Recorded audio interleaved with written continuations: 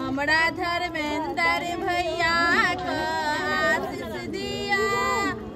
आशीष दिया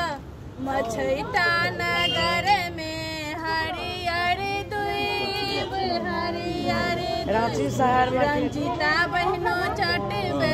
सामा के सी हे सामा अपन चोरी लिया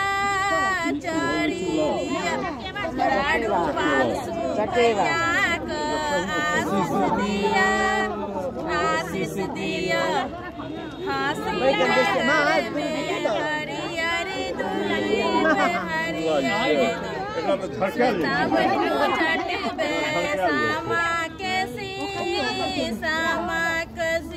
हे सामा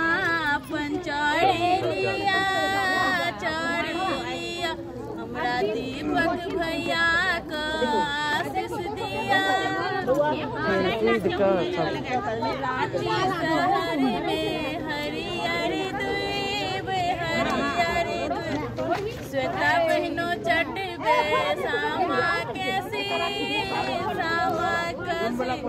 हे सामा पंचड़िया हमरा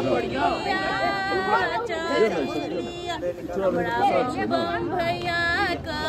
आशीष दिया